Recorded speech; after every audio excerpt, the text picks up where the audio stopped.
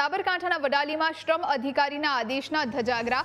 આકરી ગરમીમાં ભર બપોરે કામ કરી રહેલા શ્રમિકનું મોત થયું છે। મનોજ ડામોર નામના 25 વર્ષીય શ્રમિકનું મોત થયું છે। વડાલી ખાતે રેલવે લાઇનનું કામ કરતા શ્રમિકનું મોત નીપજ્યું। શ્રમ વિભાગના આદેશને કોન્ટ્રાક્ટર જાણે ઘોડીને પી ગયા છે। સાબરકાંઠા જિલ્લામાં ગરમીને લઈને યલો એલર્ટ આપવામાં આવ્યું છે। બપોરે 12 થી 4 કલાક સુધી શ્રમિકો પાસેથી કામ ન લેવાનો આદેશ કરાયો છે। કોન્ટ્રાક્ટર્સ ગણકારતા નથી, શ્રમિકોની સલામતીને ધ્યાને નથી લેતા। મનોજના મૃતદેહને પોસ્ટમોર્ટમ માટે વડાલી સિવિલ હોસ્પિટલ લઈ જવાયો છે।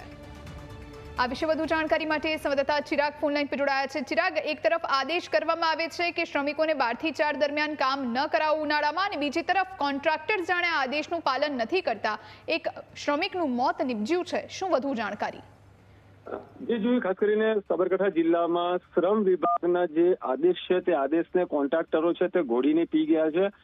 વાત છે વડાલીના જે વડાલી રેલવે ફાટકનું જે કામ ચાલી રહ્યું છે ત્યાં ભર બપોરે જે ઉનાળાની કાળઝાળ ગરમી છે ને 42 ડિગ્રી કરતા પણ વધુ તાપમાનનો પારો પહોંચ્યો છે।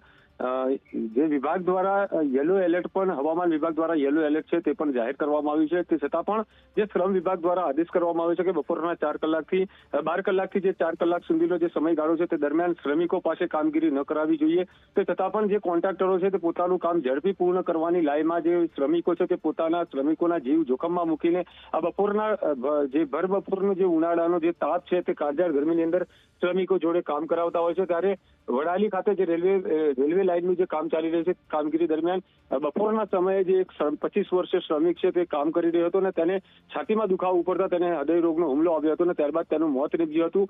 એ મૃતક છે તે 25 વર્ષીય મૃતક શ્રમિકનું મોત થતા પરિવારમાં પણ આક્રંદ જોવા મળ્યો હતો અને તેના મૃતદેહને પીએમ અર્થે વડાલી સિવિલ હોસ્પિટલ ખાતે ખસેડવામાં આવ્યો હતો। જોકે મહત્વની બાબત એ છે કે સાબરકાંઠા જિલ્લાનું શ્રમ વિભાગ છે તે પણ હવે ઘોર નિંદ્રામાં જોવા મળી રહ્યું છે। ગત રોજ પણ સાબરકાંઠા જિલ્લાના નેશનલ હાઈવે રોડ પર ભર બપોરે શ્રમિકો ડિવાઈડર પર કલર કામ કરતા નજરે પડ્યા હતા અને આજે ભર બપોરે જે રેલવે લાઇનનું કામ ચાલુ છે તેમાં શ્રમિકનું હૃદય રોગના હુમલાથી મોત થયું છે। બાદમાં પણ શ્રમ વિભાગ છે તે આ કોન્ટ્રાક્ટરોને છાવડી હોવાની રાવ છે તે પણ ઉઠવા પામી છે।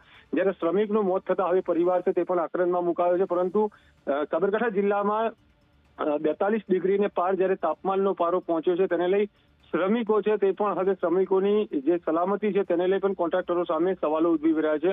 આગામી સમયમાં શ્રમ વિભાગ દ્વારા આ લોકો સામે ચોક્કસ પગલાં ભરવામાં આવે તે પ્રમાણેની પણ હવે રાવ છે તે ઉઠી રહી છે। પરંતુ હાલ એક શ્રમિકે કાળઝાળ ગરમીમાં જે કોન્ટ્રાક્ટરોની બેદરકારીના કારણે પોતાનો જીવ ગુમાવ્યો છે। જી જોઈ ચિરાગ, આભાર આપનો જાણકારી આપવા માટે।